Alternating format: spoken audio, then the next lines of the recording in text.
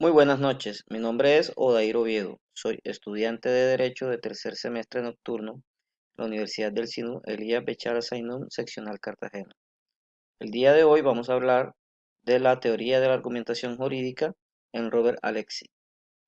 La primera parte, el discurso jurídico y la sociedad, fundamentos de la argumentación jurídica. Capítulo primero, Derecho y sociedad. La sociedad fin del siglo y el papel del derecho. El estigma del derecho por su vinculación al poder, la sociedad juridificada, el concepto de derecho en Alexis. La sociedad del fin de siglo y el papel del derecho. El derecho no es idéntico en la totalidad de las leyes escritas, afirma el Tribunal Constitucional Federal, en una decisión que marcará un nuevo rumbo a la creación jurídica del derecho como único medio de mantener vivo el ordenamiento frente al déficit de actualidad que le impone la historia. La ley y el derecho coinciden de hecho en general, pero no siempre y necesariamente. Como sabemos, esta necesidad del derecho de traducirse a presente para poder ser útil no le sale gratis a la sociedad a la que sirve. La pretendida eficacia social sobre la que se apoya es un concepto temporal sujeto a revisión permanente y si no se revisa, envejece y se envilece. El derecho y la justicia no se encuentran a disposición del legislador. Había recordado el mismo tribunal en 1968, acotando el marco de injusticia legal que el derecho no debe invadir a la nueva línea de apertura hacia los problemas de nuestro tiempo, y sobre la base de errores del pasado.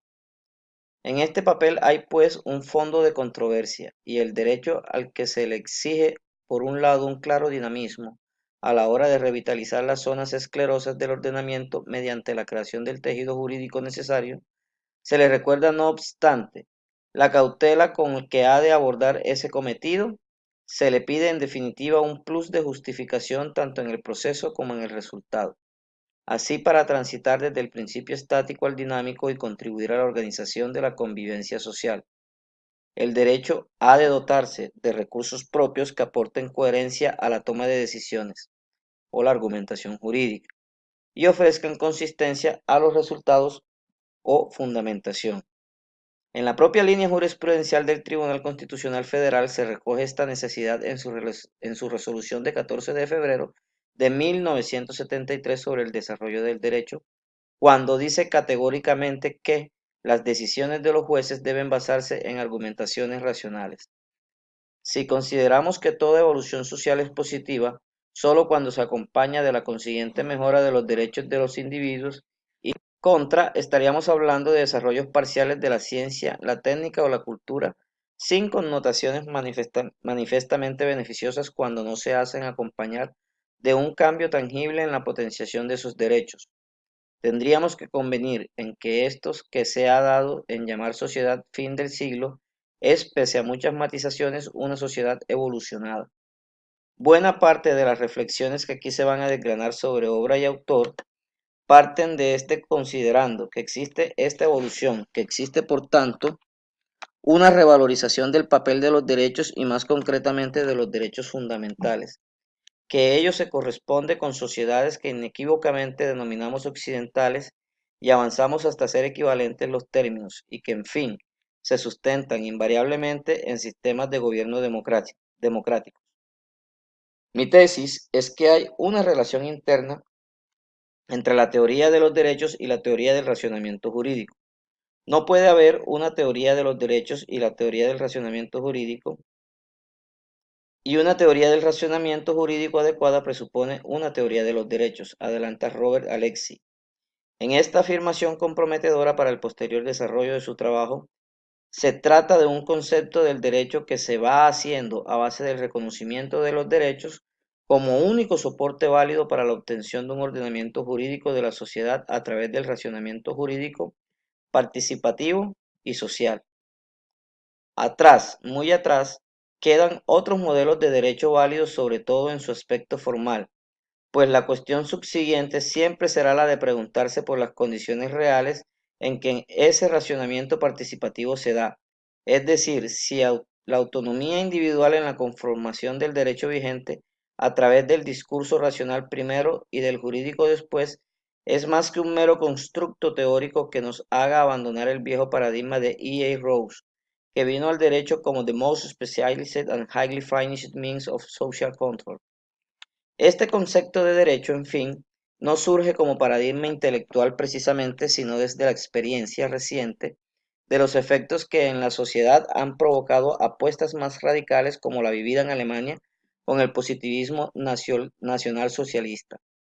No es casualidad que sea en este país donde más auge tengan las teorías procedimentalistas de la justicia, las cuales contemplan el derecho correcto como un producto del proceso de concreción del mismo. La pregunta sobre el derecho correcto nos lleva a plantearnos si tendrá un fundamento material u objetivo, si podría ser considerado como un producto acabado o podría ser también entendido como proceso. Si alguna característica define a la sociedad actual, lo que se entiende por sociedad postindustrial es la de incorporar la diversidad en cada una de las múltiples expresiones como modelo de un desarrollo integral y verdadero. Asumido que la conflictualidad es un motor de cambio necesario, se viene a reconocer igualmente que es indispensable la reconducción permanente de la misma en aras de una conservación de aquellos valores que se consideran patrimoniales de un modelo cultural evolucionado. Para ello, es necesario un acuerdo en el nivel social que, convalidando en el plano institucional, sea llevado en último término y para garantizar el compromiso adquirido a un ordenamiento jurídico que le proporcionará carta de naturaleza. A este concepto procedimental del derecho no se llega sino desde la necesidad de buscar, a través del consenso en que se basa toda noción de racionamiento, las soluciones de la sociedad de hoy demanda y que no hayan quedado suficientemente resueltas con otros modelos jurídicos. El estigma del derecho por su vinculación al poder. Sabido es que el derecho estará siempre bajo la sospecha de ser un brazo armado del poder. En la tradición lo podemos reconocer bajo un enfoque pesimista en Hobbes, optimista en Rousseau y pragmático en Bentham. Sin embargo, la posición actual desde una perspectiva del derecho como proceso de discusión, representada en uno de sus máximos exponentes como es el caso de Aulis Aarnio, es muy diferente. Las bases económicas de la sociedad o de sus relaciones del poder no tienen por lo general un efecto directo en el derecho. El estrato ideológico de la sociedad funciona como un medium.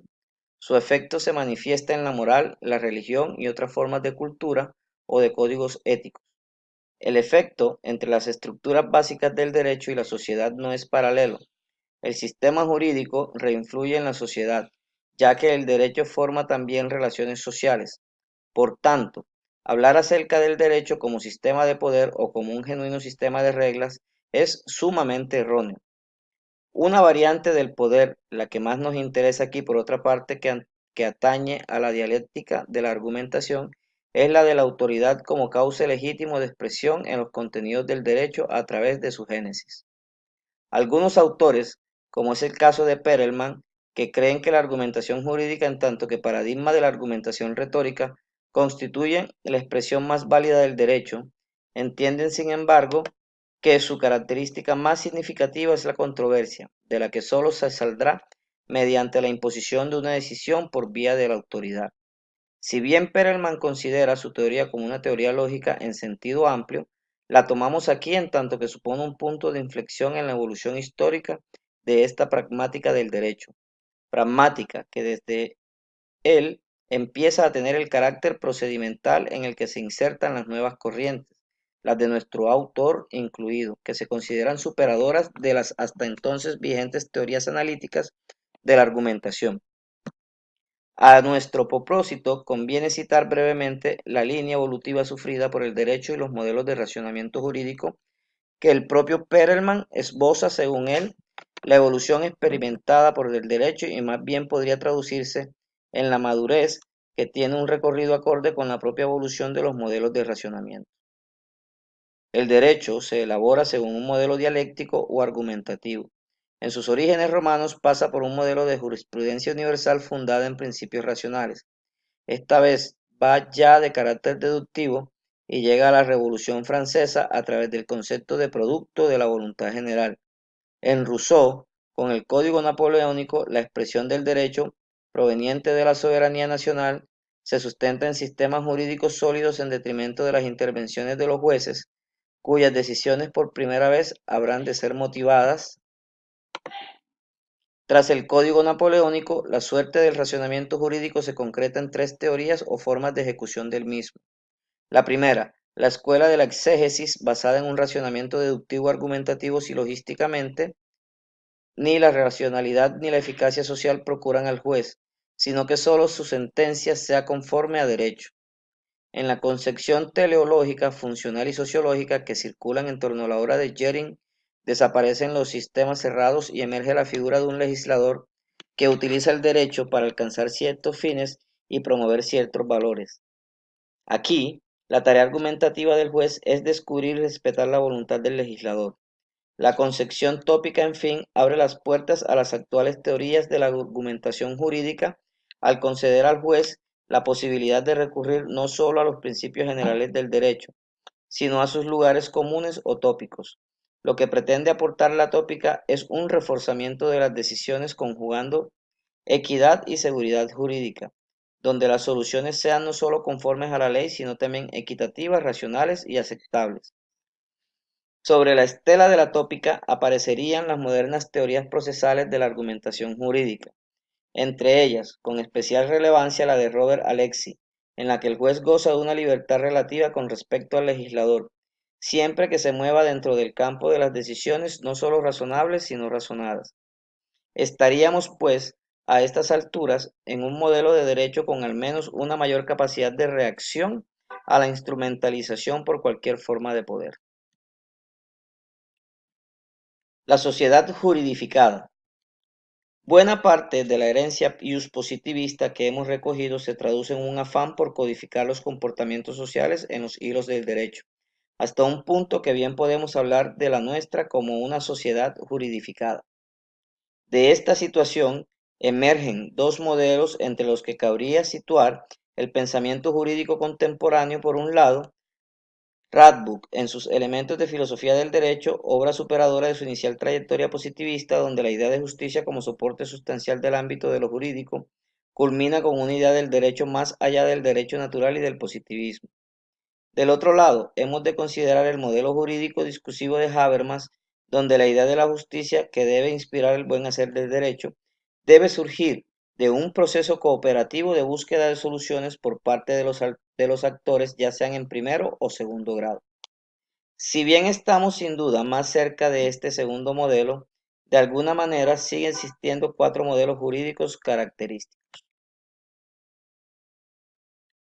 El modelo específico racional, procesal argumentativo de Alexei y otros, que responde a una noción genérica que entiende la génesis del derecho como un proceso plural de amplia participación social que incluiría no solo la cultura jurídica interna, sino también la externa, es decir, la de la población común. Incluye una idea de desarrollo integral de las ciencias, tanto empíricas como sociales, de una revisión de los derechos fundamentales o lo que es lo mismo, es un modelo adscrito a lo que se llama estando en derecho. Escenario adecuado para que se cree, adapte y desarrolle el derecho. Otras dos reflexiones autorizadas, además de la de Lexi, la constituyen las de Aulis a Arnio y la de Alexander Prexegnik. Para el primero, la incertidumbre de los contenidos es la nota dominante de un sistema jurídico propio, de eso que llamamos un Estado de Derecho, que debe abordarse desde dos únicas coordenadas respetadas, la estabilidad y procurar la flexibilidad. Alexander Pesenik lo plantea en términos de conflicto entre el derecho y la responsabilidad, una tensión entre previsibilidad y justicia, teniendo como fin la equidad. Lo que no está justificado no es correcto. A la noción de legalismo puro y duro contrapone este autor el amplio concepto de cultural progress. En definitiva, de esta última tendríamos la idea de una sociedad más moderna, más flexible, más legalista y más justificadora de decisiones. Un modelo en suma de lo que en el derecho sale fortalecido y se impone como solución a buena parte de los problemas.